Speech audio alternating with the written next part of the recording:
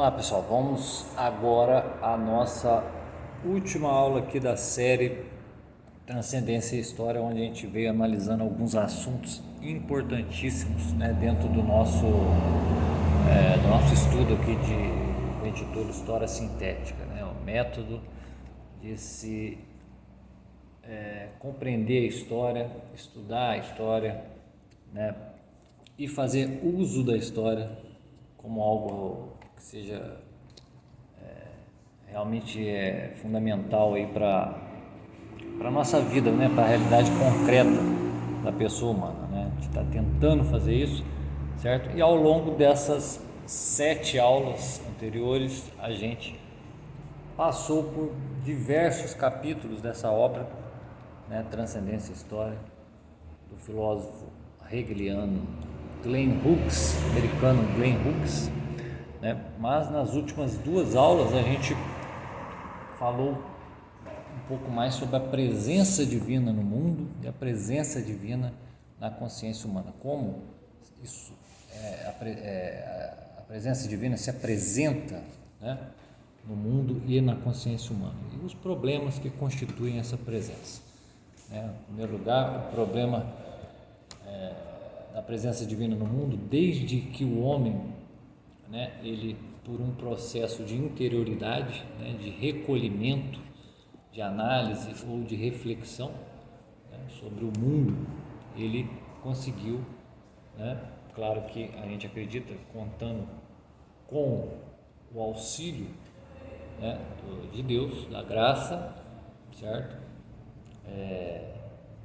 Como diz ali no livro, do parceiro móvel, né, que é ele que busca, é ele que incita e nós apenas respondemos, né? Como diria lá o Eric Weigel, né, a resposta humana ao apelo divino.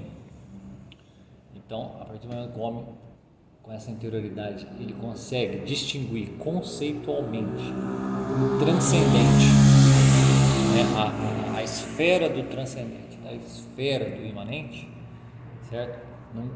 Ele não separa essas duas coisas a não ser na sua própria consciência, certo? Isso constitui uma espécie de chamado. Porém, né, ao abrir-se uma porta, né, obviamente, ao atravessar essa porta que foi aberta, no caso, a porta aberta pela diferenciação na consciência, né, desses dois conceitos, né, essas duas esferas aí de realidade, passa-se por essa porta também uma série de outras coisas, que é aquilo que nós chamamos de problemas.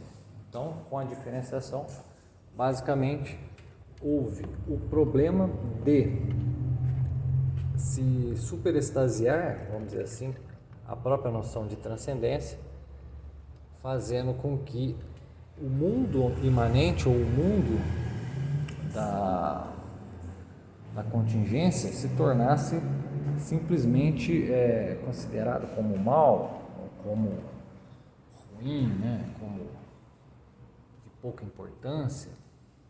Então, isso constitui um dos problemas, né? E, como a gente disse lá na primeira aula, se, vamos dizer, a imanentização do mundo, ou a perda, né, da ideia concreta, do conceito concreto de transcendência, acarretou uma reação romântica, né, por parte dos românticos, da mesma forma, a ideia do transcendente enquanto algo diferenciado também trouxe, né, como problema uma resposta, uma reação daquilo que nós chamamos de neopagãos, né? Desde que o mito deixou de ser, vamos dizer, utilizado na sua forma pura, na sua forma saudável, e passou a ser utilizado numa forma aberrante ou horripilante, como você vê aí nas filosofias da história, nas concepções de história que foram se desenvolvendo na época moderna, né, como o próprio valor do mito foi sendo perdido e, ao mesmo tempo, por estranho que possa parecer, ele é reforçado, mas sob uma nova forma, uma forma má, uma forma ruim, né? No sentido pleno. Então a gente percebe que a presença divina no mundo, a forma como ela se apresenta, ela já é problemática desde o momento da diferenciação, né? Da criação de novos símbolos para a transmissão, né? Para a transmissão dessas experiências, vamos dizer assim, de transcendente no sentido da diferenciação. Bom, ao mesmo tempo que isso implica numa renovação, né, dos próprios símbolos, renovação no sentido não de criação de novos símbolos, mas de recuperação do sentido concreto desses símbolos, da sua funcionalidade, né, a presença divina na consciência humana, constituindo por sua vez também um problema, que é justamente o problema de saber discernir, como Bernard Lonergan bem o fez, né, os reinos de significado, ou seja, aquelas faixas onde o homem trabalha com o seu intelecto, com a sua consciência, né, com a sua reflexão, as faixas de aproximação interior, né, desses conceitos, também devem ser, né, sinalizadas, né? No caso, os 4 reinos de significado que o Bernard Lonergan aponta, né, que é o senso comum, o reino dos significados da vida cotidiana, o reino dos significados, né, em matéria de ciência ou teoria, né, que é quando o homem já salta, né, ou ele salta no sentido assim, ele se aprofunda mais na sua reflexão, certo, para poder encontrar explicações fortuitas, explicações suficientes, explicações mais analíticas e exatas sobre a questão dos processos que envolvem a sua participação no mundo, e disso ele se aprofunda ainda mais num reino mais profundo ainda de significado, que é o reino da própria interioridade, né? Então, dos 4 reinos de significado, sendo o primeiro o senso comum, o outro a teoria, o outro a interioridade e por fim a transcendência, para que se chegue, vamos dizer, à descoberta desse reino da teoria e da interioridade, foi preciso primeiro uma diferenciação entre o reino, vamos dizer, do senso comum ou da pura e simples materialidade, da pura e simples experiência sensível do mundo, né, da contingência, da imanência, né, a diferenciação entre isso e o próprio transcendente. Então foi preciso primeiro essa apreensão, né, para que as outras duas pudessem ser abertas. Porém, não há uma integração entre esses reinos. Isso constitui a problemática da presença divina na consciência. Então, ou um reino vai prevalecer sobre os outros, e isso é ruim, né, independentemente de qual reino seja esse, ou eles vão se misturar descritivamente de uma tal forma, né, que o diálogo entre essas esferas de significado vai se tornar cada vez mais confuso, certo?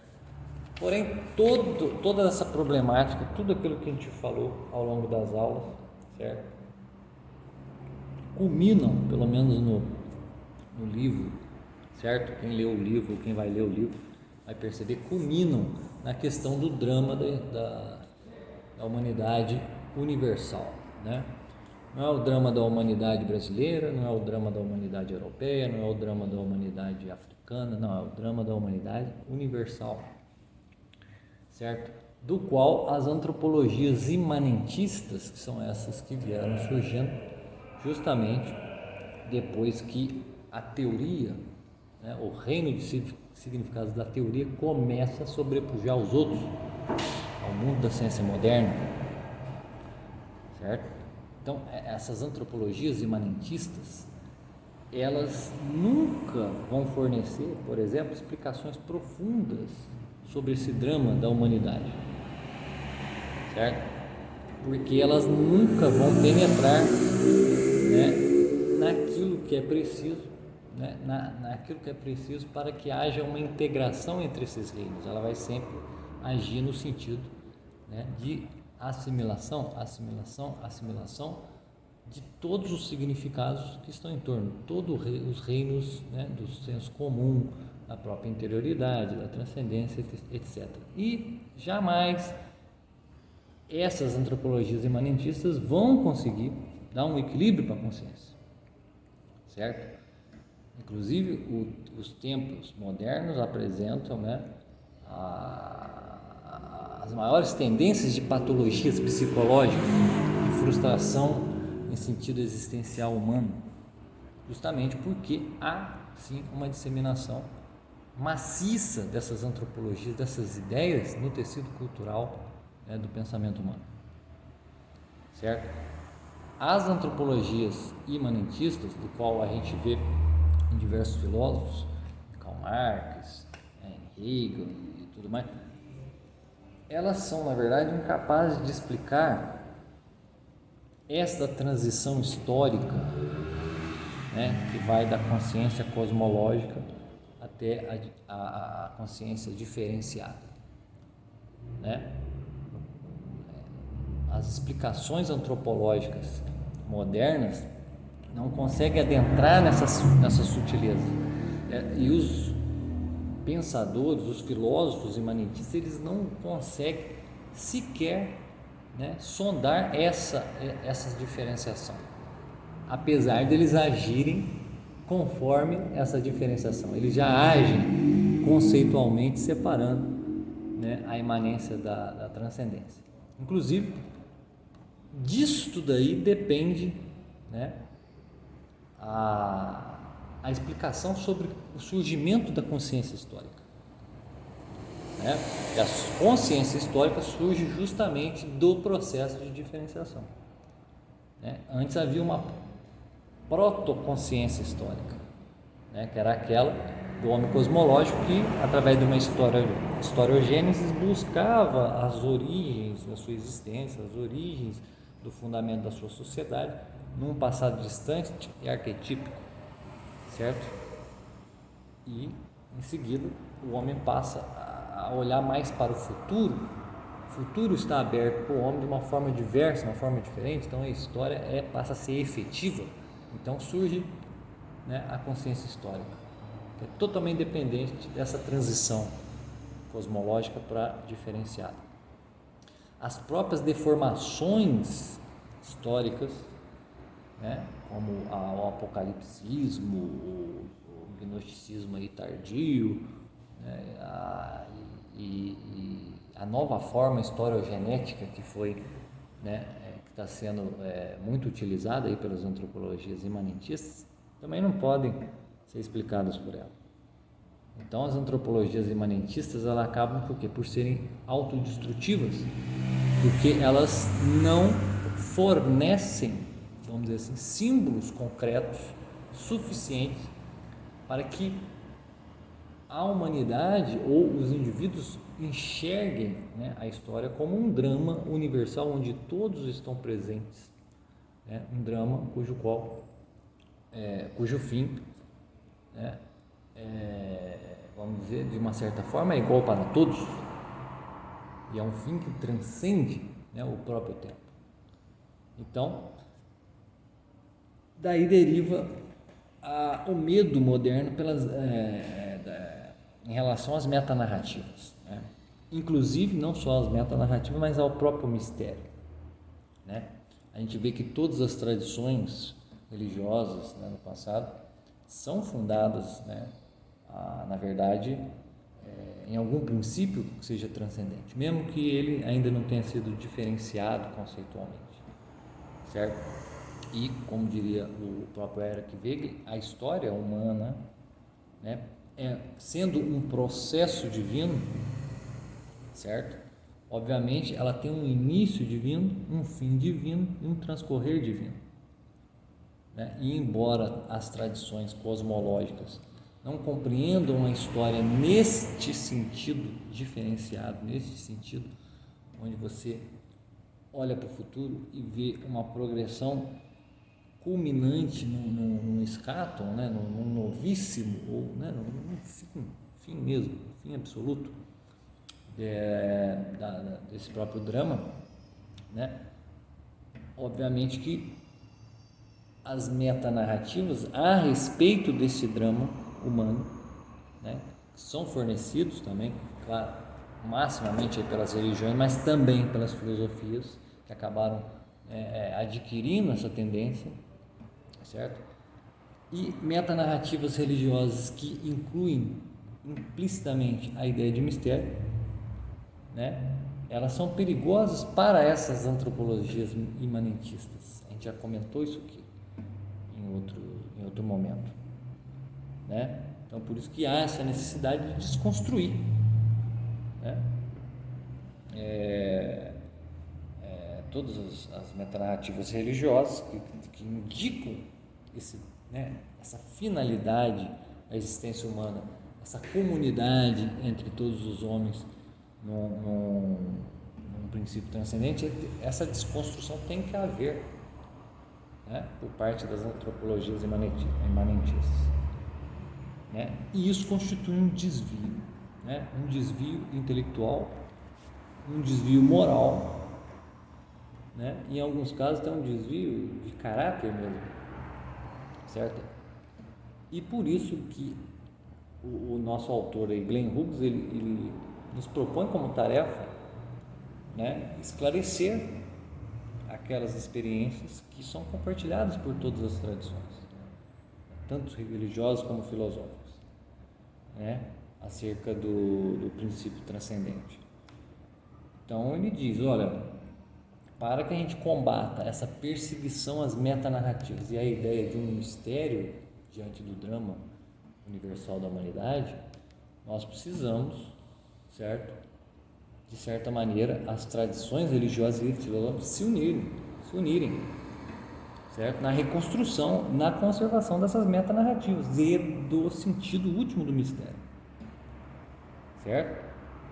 Trabalhando, né, o discernimento crítico, né, em cada esfera, em cada tradição,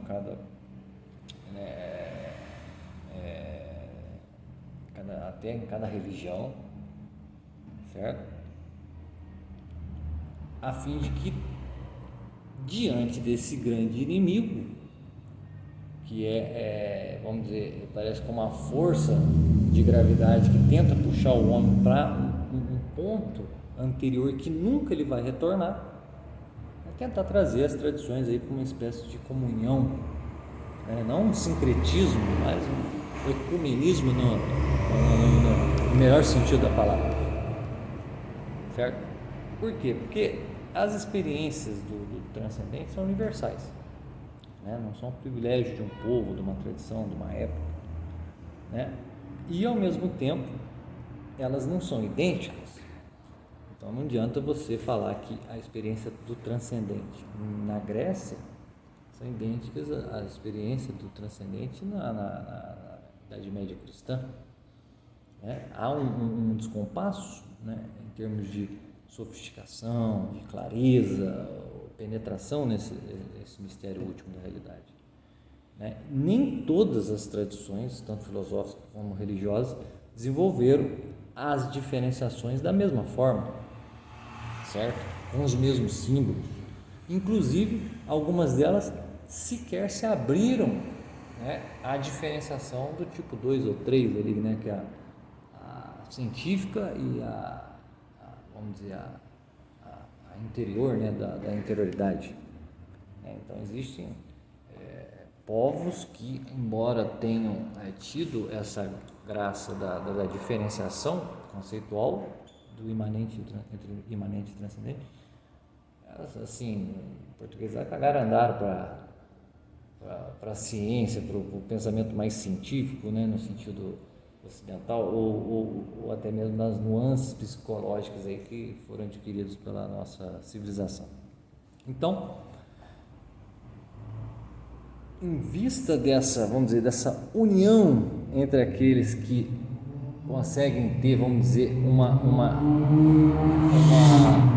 integração, conseguem, pelo menos minimamente, uma integração entre os reinos de significado né, que conseguem compreender isso daí hoje em dia, né, em vista dessa união, né, tentar resgatar as metanarrativas, conservá-las dentro do seu âmbito do mistério último da realidade, né, e compreender que o verdadeiro inimigo, vamos dizer assim, hoje na história são essas antropologias imanentistas, essa forma de enxergar a humanidade, né? Você vê que no capítulo anterior, né, a esse drama universal da humanidade, no livro, o Glenn Hughes ele dá um espaço para a experiência do Ernest Becker. Ernest Becker era um antropólogo que ele gostava muito das ideias do Kierkegaard, Soren Kierkegaard, certo? Mas ele compreendeu completamente errado, cara, certo? Ele, por exemplo, ele dizia que a função da cultura, né, era criar símbolos para que o repúdio natural que o homem tem em relação à morte, porque por acaso o homem tem consciência, né? Pô, infelizmente o homem é um animal que tem consciência, que merda. Por quê? Porque o homem não consegue lidar com o terror da morte, então ele precisa, como uma proteção psicológica da própria consciência, criar heróis, criar mitos, criar histórias fabulosas que, né, aplaquem esse terror, né, imenso que o homem tem em relação à sua capacidade de vislumbrar a morte, coisa que os animais já não têm, certo? Então, quando o Kierkegaard fala que o homem é um eixo entre, sei lá, o infinito e o finito, né, o homem é esse ser composto de finito e infinito, o fulano, né, Ernest Becker, ele compreende, não, é isso aí mesmo. Porém, né, ele rebaixa isso em termos da sua ciência. Então, o reino do significado científico aí prevalece sobre os outros, certo? Então, uma antropologia fundamentada numa ideia dessa, prevalecendo apenas, né, um dos reinos aí, maximamente, de uma forma muito exagerada, sem ter ali uma integração, tem que ter um peso e medidas, uma hierarquia, né, uma composição equilibrada, o drama comum à humanidade, né, vamos dizer assim, é perdido, o sentido desse drama comum é perdido, né? Então a gente costuma sempre falar, só há continuidade histórica, certo? Dentro, né, da participação desta força divina que cria, estabelece e mantém todas as coisas, né? História é justamente isso, é a nossa participação consciente dentro de um fluxo de presença divina no mundo imanente, no mundo transcendente, que na verdade não são mundos diferentes, são dimensões do mesmo mundo, né? E por enquanto a gente está falando transcendência, a gente não está falando de Deus, certo? Mas vamos dizer, de algo da sua ação. Mas Deus, né, ele não é dividido em partes como a gente, né? Então, se é algo da sua ação, então também é Deus, certo? É Deus num todo. Então, por isso que a gente chama aqui a história sintética de unidade do desenvolvimento da criação e providência divina e ação divina. Então, esta unidade é o que nós chamamos de história. Então, está ligado à ação divina. A presença divina é uma ação, certo? Então, só há história da humanidade nesse sentido. Se você remover esse sentido, não há conexão histórica entre os diversos povos.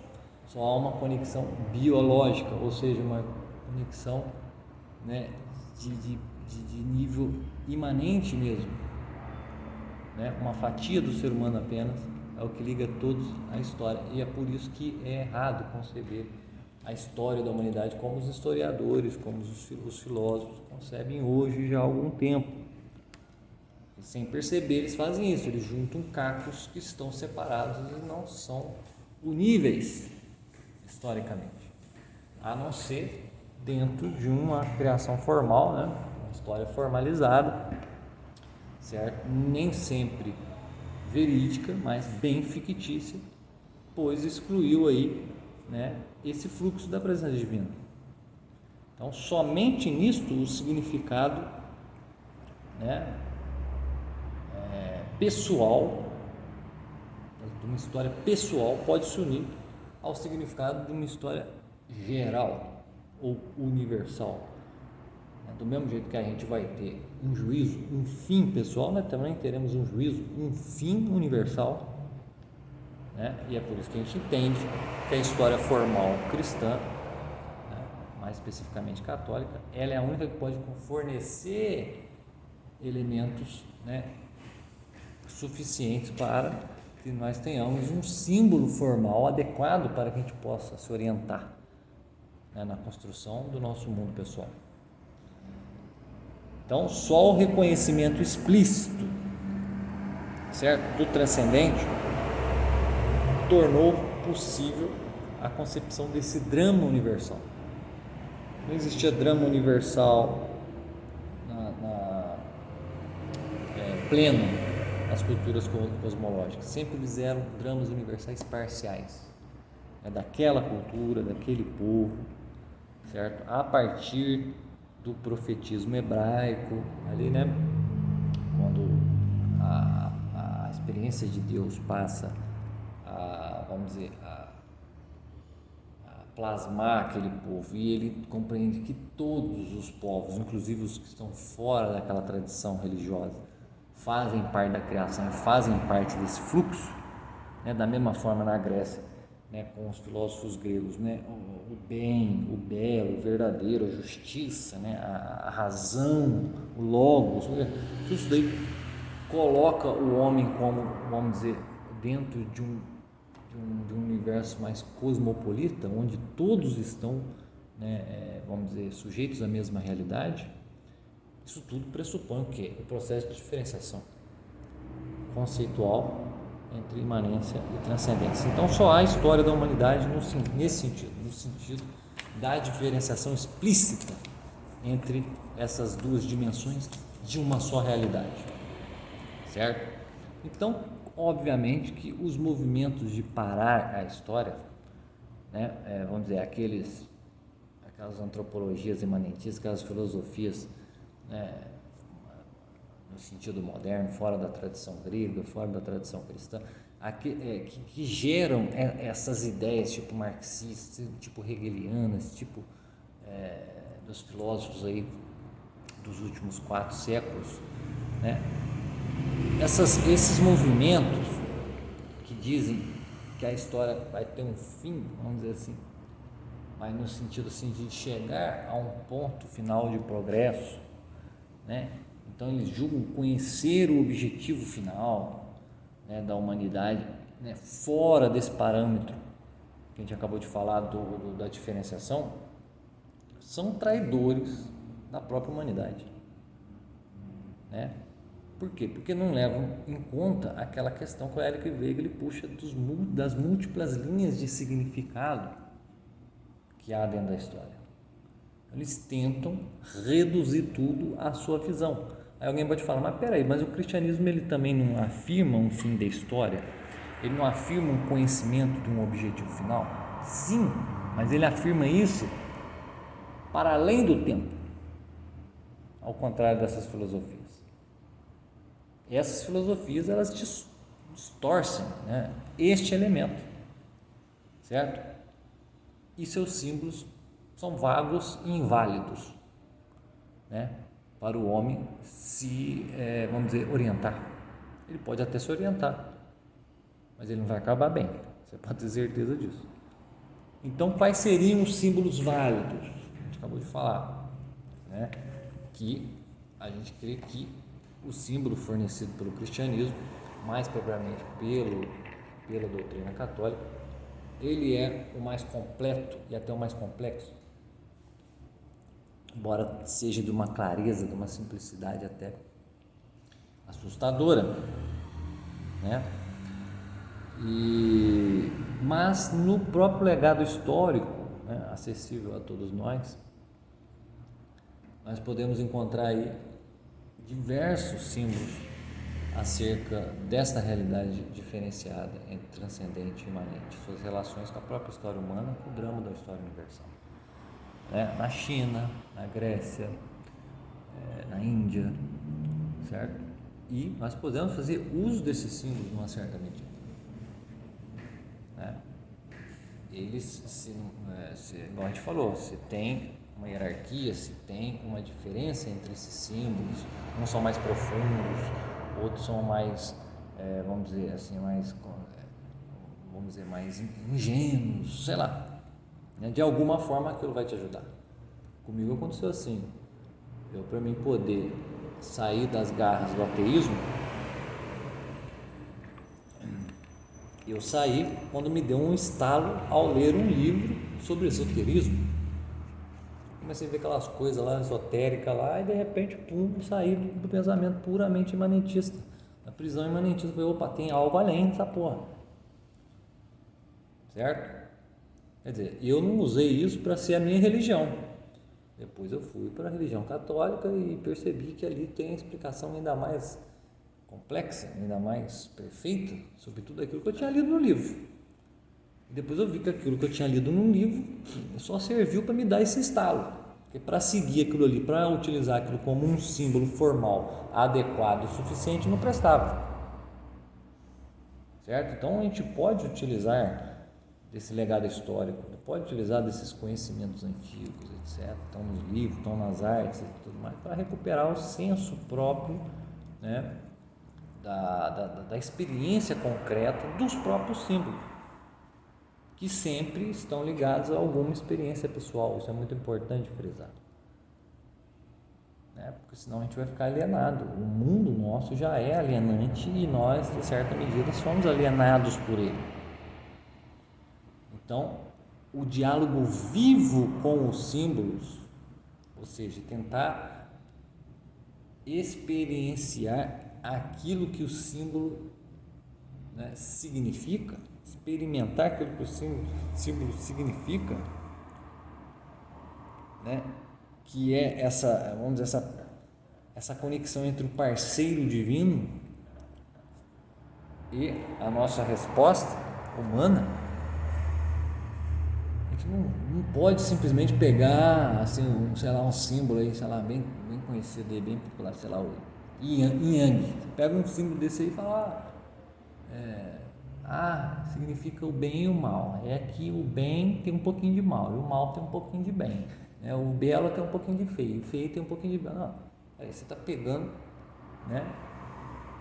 Você está tendo um diálogo morto com o símbolo. Você está pegando o que são apreciações do reino de significado do senso comum, foi transitando por aí, está tentando encontrar, está tentando estabelecer a real finalidade daquele símbolo, o real significado daquele símbolo, através dessas opiniões baratas, sendo que você pode muito bem se aprofundar através dos estudos, mas descobrir qual que é exatamente a referência, né, pressuposta pelo símbolo. Então, encontrar os símbolos que sejam válidos, e eles nós não vamos encontrar dentro desses movimentos, né, de paragem da história. Olha, o mundo a história vai culminar na Revolução Comunista, a história vai culminar no espírito universal, racional lá do Hegel, a nova ordem mundial vai ser o reino da paz e da concórdia. Tudo são movimentos de fim da história, apocalípticos num certo sentido, gnósticos num outro sentido, historiogenéticos num outro sentido ainda. São muito confusos, são inválidos, certo? Então há que se ter uma mudança de atitude perante inclusive o próprio patrimônio cultural da humanidade, né? A postura em relação aos dados históricos, né? Porque hoje a gente tem uma tendência a crer que a história é o que? É uma história do progresso, onde nós saímos de um estado de ingenuidade, como diria lá o Conte, né? De infância, e estamos indo para um estado de vida adulta e matura, sendo que a gente olha justamente o contrário, né? Estão saindo, a gente saiu de um estado, né? Vamos dizer, tá bom, um pouco infantil, né? Cosmológico, e de repente a gente avança, né? Para uma maturidade, né? Da diferenciação conceitual, de transcendência e imanência, e de repente os caras querem jogar a gente de volta no mundo cosmológico, mas com uma carga de desespero muito grande. Por quê? Porque a partir do momento que a consciência, né, o mundo todo, toda a construção vital ao entorno cultural, tudo isso já foi construído a partir da diferenciação, né? Vivemos num ambiente assim, agora os caras querem jogar para trás. É claro que vai dar merda, claro que vai dar problema, certo? Então temos que ter uma abertura, né, humilde, sincera e realista, né, em relação ao passado histórico. Tentar compreender que não há uma evolução da humanidade, certo? Mas sim que há potências na consciência humana que são capazes de transcender aquele estado, né, de irromper dentro de um plano superior de entendimento, justamente porque a parceria divina, né, o nosso parceiro divino, que é Deus, ele faz esse movimento para nos levar cada vez mais próximo a ele, esperando essa resposta de nós, certo? Então, há um poeta citado aqui no final do livro, do Glenn Hughes, que é o Vyacheslav Ivanov, um poeta russo, que gostava lá de história, né? Gostava de filosofia, né? Um poeta meio filósofo, meio historiador, sei lá, no certo sentido. E esse Vyacheslav Ivanov, ele dizia, tem uma frase dele ali, né, que ele dizia: nós não devemos vivenciar a cultura como um mecanismo sutil de múltiplas compulsões, embora a nossa cultura seja exatamente isso. Sutilmente nós somos levados a adquirir diversas compulsões contrárias à nossa finalidade natural, certo? Mas devemos vivenciar a cultura como um repertório vivo de dons, né? Uma hierarquia de atos de veneração. Então, todo o nosso legado histórico, em vez de ser analisado perante essa clave reducionista, né, das antropologias imanentistas, né, das filosofias furadas e tudo mais, nós temos que olhar que o nosso legado cultural, ele mostra outra coisa, né? São experiências marcantes e decisivas para o homem, que foram plasmando todos, né, o contorno do mundo que nos foi oferecido, certo? Cheio de possibilidades, repletos de atos de veneração aqui a este princípio transcendente que jamais pode ser desvinculado, né, da nossa existência concreta aqui no mundo imanente, na esfera imanente. Então, a gente vai finalizar aqui apenas sublinhando uma coisa que é talvez a mais importante de todas, né, que foram ditas até agora, quem acompanhar a série até esse momento. O homem, ele não é um anjo e não é um animal. O homem é um eixo entre essas duas coisas, certo? Ele congrega toda a esfera de ser que está abaixo dele e que está acima dele. Ele congrega isso nele, e é por esse motivo, né, que nós podemos chamar a história como o palco criativo do homem, né, em vista de uma imersão completa, não só pessoal, mas universal, geral, no princípio, né, divino. na pessoa divina ou nas pessoas divinas. Certo? Então a gente tem que elaborar agora essa seguinte ideia: a gente tem que pegá-la, segurá-la, levá-la junto com a gente, junto, né, no segmento aqui do nosso estudo. Isto aqui, ó, a relação entre transcendência e história, né, é a relação entre o homem e Deus, né? Então, a história é esse palco criativo, essa unidade, né, entre a criação, todo o movimento, o desenvolvimento da criação e a ação divina que não para, certo? Então, a história conta. Para existir história, precisa existir, porque Deus quis, Deus determinou isso, precisa existir uma consciência humana que dê forma aos acontecimentos. Dê forma aos acontecimentos. Então, história é isso, é a criação de um símbolo formal, né, numa consciência pessoal, dentro de um mundo natural e criado. Então, não existe história sem transcendência. E também, risco dizer, não existe transcendência sem história. E transcendência aqui é o conceito de que as coisas não terminam ali nos sentidos, ou não terminam ali no mundo do finito, certo? A transcendência é a aparência divina no mundo, mas a aparência invisível, né? É a parte em nós que está composta com essa outra parte animal, vegetal, animal, etc.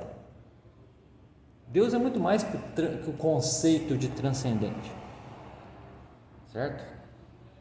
Não vamos ficar só na abstração do transcendente, que é uma abstração também, mas é uma abstração de algo real.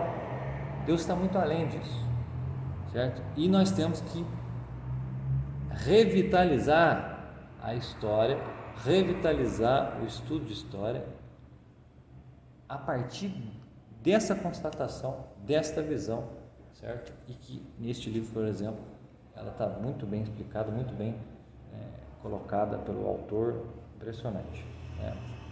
Então, pessoal, vamos concluindo aqui. Obrigado a todos aí por terem tido a paciência de ouvir este que vos fala. Se ficou algo aí de repente obscuro ou não ficou muito claro, perdoe aí o professor, mas entre em contato aí pelo Instagram, pelo WhatsApp, de qualquer forma que for possível, e a gente tenta, na medida do possível, solucionar os problemas, ok? Então, pessoal, fiquem com Deus, abraço a todos e, como sempre, valeu!